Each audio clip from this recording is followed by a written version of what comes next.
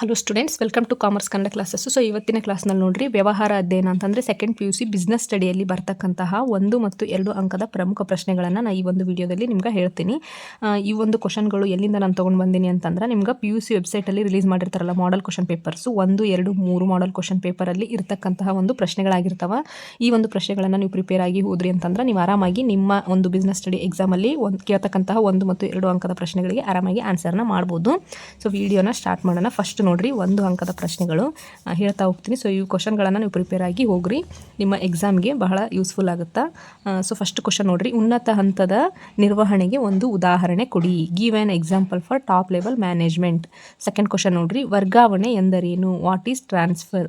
Third question ನೋಡ್ರಿ, Abraham ಮಾಸ್ಲೋರವರು ಅಭಿವೃದ್ಧಿಪಡಿಸಿದಂತಹ ಸಿದ್ಧಾಂತವನ್ನು ಹೆಸರಿಸಿ.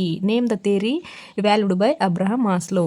ನೆಕ್ಸ್ಟ್ ಕ್ವಶನ್ ನೋಡ್ರಿ, ಸನ್ರೈಸ್ ಲಿಮಿಟೆಡ್ ಹಳೆಯ ಯಂತ್ರವನ್ನು ಹೆಚ್ಚಿನ ಉತ್ಪಾದನಾ ಸಾಮರ್ಥ್ಯ ಹೊಂದಿರುವ ಆಧುನಿಕ ಯಂತ್ರದಿಂದ ಬದಲಾಯಿಸಲು ತೀರ್ಮಾನಿಸಿದೆ. ಸನ್ರೈಸ್ ಲಿಮಿಟೆಡ್ ಯಾವ ವಿಧದ ತೀರ್ಮಾನವನ್ನು ತೆಗೆದುಕೊಂಡಿದೆ ತಿಳಿಸಿ. ಸೊ ಯಾವ ವಿಧಾನದ ಒಂದು ತೀರ್ಮಾನವನ್ನು ತೆಗೆದುಕೊಂಡೈತೆ ಅಂತೇಳಿ ನೀವು ಹೇಳಬೇಕಾಗುತ್ತಾ. ಸೊ ನೋಡ್ರಿ, Sunrise Limited has decided to replace its existing machine with modern machinery that has higher production capacity. What type of the decision has Sunrise Limited taken? So ಯಾವ ಒಂದು ನಿರ್ಧಾರವನ್ನು ತಗೊಂತು ಅಂತೇಳಿ ಆನ್ಸರ್ನ ಬರೀಬೇಕಾಗುತ್ತಾ. ಇನ್ನು ನೆಕ್ಸ್ಟ್ ನೋಡ್ರಿ, ಗ್ರಾಹಕ ಎಂದರೆ ಯಾರು? Who is consumer. Next question ನೋಡ್ರಿ, ದಕ್ಷತೆ ಎಂದರೇನು? What is efficiency? Next question ನೋಡ್ರಿ, ಉದ್ಯೋಗಿಗಳ ಆಯ್ಕೆಯಲ್ಲಿ ಬಳಸಲಾಗುವ ಯಾವುದಾದರೊಂದು ಪರೀಕ್ಷೆಯನ್ನು ಹೆಸರಿಸಿ. Name any one important test used for selection of employees. Next question ನೋಡ್ರಿ, ನಿರ್ದೇಶನದ ಒಂದು ಮೂಲಾಂಶವನ್ನು ಹೆಸರಿಸಿ. Name one element of direction. Next question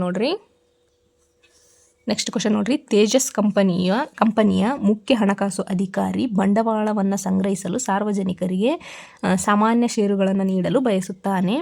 ಮುಖ್ಯ ಹಣಕಾಸು ಅಧಿಕಾರಿ ತೆಗೆದುಕೊಂಡಂತಹ ನಿರ್ಣಯವನ್ನು ಹೆಸರಿಸಿ ಅಂತಂದರೆ ಯಾವ ಒಂದು ನಿರ್ಣಯವನ್ನು ಈ ಮುಖ್ಯ ಅಧಿಕಾರಿ ತೆಗೆದುಕೊಳ್ತಾನಂತೇಳಿ ನೀವು ಹೇಳಬೇಕಾಗುತ್ತಾ. ಸೊ ಇಂಗ್ಲೀಷಲ್ಲಿ ನೋಡ್ರಿ, chief financial officer of Tejas company decided to issue the equity shares to public to collect the capital.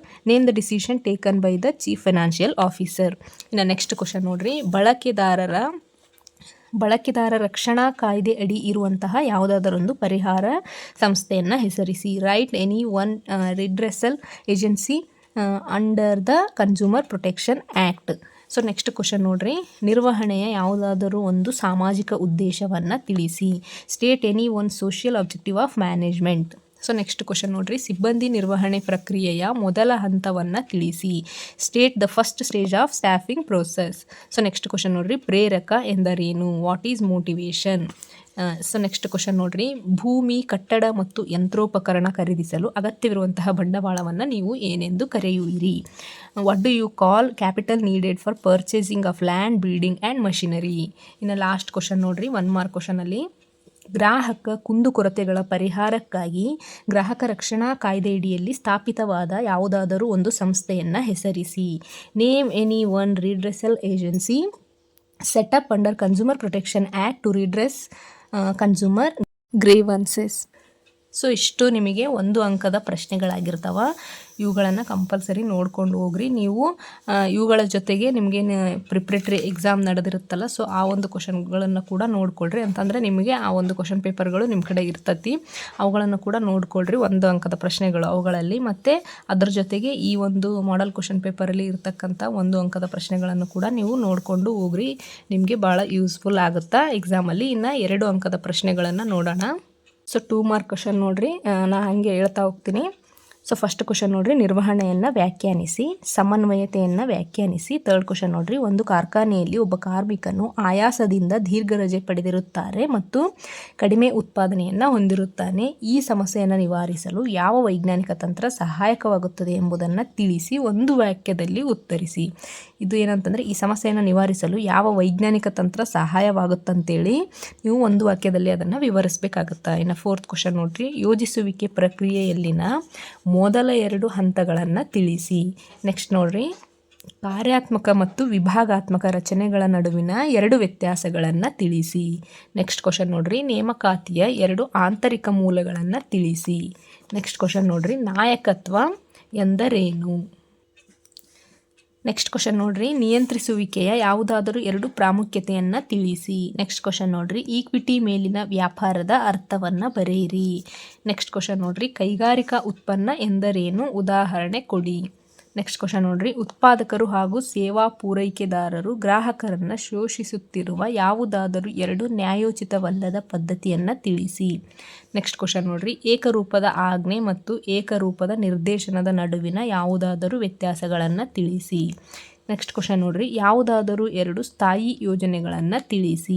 Next question ನೋಡ್ರಿ, ಸಂಘಟನೆಯ ರಚನೆ ಎಂದರೇನು. ನೆಕ್ಸ್ಟ್ ಕ್ವಶನ್ ನೋಡ್ರಿ, ಯಾವುದಾದರೂ 2 ನೇಮಕಾತಿಯ ಆಂತರಿಕ ಮೂಲಗಳ ಮಿತಿಯನ್ನು ತಿಳಿಸಿ. ನೆಕ್ಸ್ಟ್ ಕ್ವಶನ್ ನೋಡ್ರಿ, ಸಂವಹನ ಪ್ರಕ್ರಿಯೆಯ ಯಾವುದಾದರೂ 2 ಮೂಲಾಂಶಗಳನ್ನು ತಿಳಿಸಿ. ನೆಕ್ಸ್ಟ್ ಕ್ವಶನ್ ನೋಡ್ರಿ, ನಿಯಂತ್ರಿಸುವಿಕೆಯ ಯಾವುದಾದರೂ 2 ಪ್ರಾಮುಖ್ಯತೆಗಳನ್ನು ತಿಳಿಸಿ.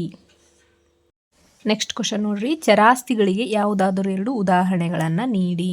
ನೆಕ್ಸ್ಟ್ ಕ್ವಶನ್ ನೋಡ್ರಿ, ಜಾಹೀರಾತಿನ ವಿಶಿಷ್ಟ ಲಕ್ಷಣಗಳನ್ನು ತಿಳಿಸಿ. ನೆಕ್ಸ್ಟ್ ಕ್ವಶನ್ ನೋಡ್ರಿ, ಯಾವುದಾದರೂ 2 ಬಳಕೆದಾರರ ಹಕ್ಕುಗಳನ್ನು ತಿಳಿಸಿ. ನೆಕ್ಸ್ಟ್ ಕ್ವಶನ್ ನೋಡ್ರಿ, ಉನ್ನತ ಹಂತದ ನಿರ್ವಹಣೆಗೆ ಯಾವುದಾದರೂ 2 ಉದಾಹರಣೆಗಳನ್ನು ನೀಡಿ. ನೆಕ್ಸ್ಟ್ ನೋಡ್ರಿ, ಹೆನ್ರಿ ಫಯಲ್ ರವರ ಪ್ರಕಾರ ಕ್ರಮದ ಅರ್ಥವನ್ನು ನೀಡಿ. ನೆಕ್ಸ್ಟ್ ಕ್ವಶನ್, ಯೋಜಿಸುವಿಕೆಯ 2 ಲಕ್ಷಣಗಳನ್ನು ತಿಳಿಸಿ. ನೆಕ್ಸ್ಟ್ ಕ್ವಶನ್ನು, ಸಂಘಟಿಸುವಿಕೆಯನ್ನು ವ್ಯಾಖ್ಯಾನಿಸಿ. ನೆಕ್ಸ್ಟ್ ಕ್ವಶನ್, ತರಬೇತಿ ಮತ್ತು ಅಭಿವೃದ್ಧಿ ನಡುವಿನ ಯಾವುದಾದರೂ 2 ವ್ಯತ್ಯಾಸಗಳನ್ನು ತಿಳಿಸಿ. ನೆಕ್ಸ್ಟ್ ಕ್ವಶನ್ ನೋಡ್ರಿ, ನಾಯಕತ್ವದ ಯಾವುದಾದರೂ 2 ಶೈಲಿಗಳನ್ನು ಹೆಸರಿಸಿ. ನೆಕ್ಸ್ಟ್ ಕ್ವಶನ್ ನೋಡ್ರಿ, ನಿಯಂತ್ರಿಸುವಿಕೆಯ ಯಾವುದಾದರೂ 2 ಮಿತಿಗಳನ್ನು ಹೆಸರಿಸಿ. ನೆಕ್ಸ್ಟ್ ಕ್ವಶನ್ ನೋಡ್ರಿ, ಸಂವೇಷ್ಟಿಸುವಿಕೆಯ ಯಾವುದಾದರೂ 2 ಹಂತಗಳನ್ನು ತಿಳಿಸಿ. ನೆಕ್ಸ್ಟ್ ಕ್ವಶನ್ ನೋಡ್ರಿ, ಹಣಕಾಸಿನ ಯೋಜಿಸುವಿಕೆಯ ಅವಳಿ ಉದ್ದೇಶಗಳನ್ನು ಬರೆಯಿರಿ. ಸೊ ಲಾಸ್ಟ್ ಕ್ವಶನ್ ನೋಡ್ರಿ, ಗ್ರಾಹಕರು ಮತ್ತು ಸರಕು ಸೇವೆಗಳನ್ನು ಖರೀದಿಸುವಾಗ, ಬಳಸುವಾಗ ಮತ್ತು ಅನುಭೋಗಿಸುವಾಗ ಹೊಂದಿರಬೇಕಾದ ಯಾವುದಾದರೂ 2 ಹೊಣೆಗಾರಿಕೆಗಳನ್ನು ತಿಳಿಸಿ. ಸೊ ಈ ಒಂದು 30 ಕ್ವಶನ್ಗಳು ನಿಮಗೆ ಮಾಡೆಲ್ ಕ್ವಶನ್ ಪೇಪರಲ್ಲಿ ಇರತಕ್ಕಂತಹ ಒಂದು ಪ್ರಶ್ನೆಗಳಾಗಿರ್ತವೆ. ಈ ಒಂದು 30 ಕ್ವಶನ್ಗಳನ್ನು ನೀವು ಕರೆಕ್ಟಾಗಿ ಪ್ರಿಪೇರಾಗಿ ಓದ್ರಿ ಅಂತಂದ್ರೆ ನೀವು ಆರಾಮಾಗಿ 2 ಮಾರ್ಕ್ಸ್ ಕ್ವಶನನ್ನು ನೀವು ಬಿಡಿಸ್ಬೋದು. ಸೊ ಕರೆಕ್ಟಾಗಿ ಈ ಒಂದು 30 ಕ್ವಶನ್ಗಳ ಒಂದು ಆನ್ಸರ್ಗೆ ನೀವು ರೆಡಿಯಾಗಿ ಹೋಗ್ರಿ. ಎಕ್ಸಾಮಲ್ಲಿ ನೀವು ಆರಾಮಾಗಿ ಬಿಡಿಸ್ಬೋದು. ಅದ್ರ ಜೊತೆಗೆ ಈ 1 ಅಂಕದ ಪ್ರಶ್ನೆಗಳು ಕೂಡ ನಿಮ್ಗೆ ಬಹಳ ಇಂಪಾರ್ಟೆಂಟ್ ಆದಂತಹ ಒಂದು ಪ್ರಶ್ನೆಗಳಾಗಿರ್ತವೆ. ಸೊ ಇವುಗಳನ್ನು ಕೂಡ ನೀವು ಕರೆಕ್ಟಾಗಿ ಪ್ರಿಪೇರಾಗಿ ಹೋಗ್ರಿ. ಇವೇನು ಬಹಳ ಈಸಿ ಆಗಿರ್ತಕ್ಕಂತಹ ಒಂದು ಪ್ರಶ್ನೆಗಳಾಗಿರ್ತವೆ. ಸೊ ಕರೆಕ್ಟಾಗಿ ನೋಡ್ಕೊಂಡು ಹೋಗ್ರಿ. ಈ ಒಂದು ವಿಡಿಯೋ ನಿಮ್ಗೆ ಯೂಸ್ಫುಲ್ ಆಯಿತು ಅಂತಂದ್ರೆ ದಯವಿಟ್ಟು ಒಂದು ಲೈಕ್ ಮಾಡಿ, ಹಂಗೆ ನಿಮ್ಮ ಫ್ರೆಂಡ್ಸ್ಗಳಿಗೆ ಶೇರ್ ಮಾಡಿರಿ. ಹೊಸದಾಗಿ ಯಾರಾದರೂ ನಮ್ಮ ಚಾನಲ್ನ ನೋಡ್ತಿದ್ರಿ ಅಂತಂದ್ರೆ ಸಬ್ಸ್ಕ್ರೈಬ್ ಮಾಡ್ಕೊಂಡು ನೋಡಿರಿ. ಸೊ ನೆಕ್ಸ್ಟ್ ವಿಡಿಯೋ ನಿಮಗೆ ಬಿಸ್ನೆಸ್ ಸ್ಟಡಿಯಲ್ಲಿ ಬರ್ತಕ್ಕಂತಹ ಅಂತಂದರೆ ಕೇಳತಕ್ಕಂತಹ ಪ್ರಮುಖವಾದ ಪ್ರಶ್ನೆಗಳು ಅಂತಂದರೆ 8 ಅಂಕದ ಪ್ರಮುಖವಾದಂತಹ ಒಂದು ಪ್ರಶ್ನೆಗಳ ವಿಡಿಯೋವನ್ನು ಹಾಕ್ತೀನಿ. ಸೊ ಆ ಒಂದು ಪ್ರಶ್ನೆಗಳನ್ನು ಕೂಡ ನೀವು ನೋಡ್ಕೊಳ್ರಿ. So thank you for watching.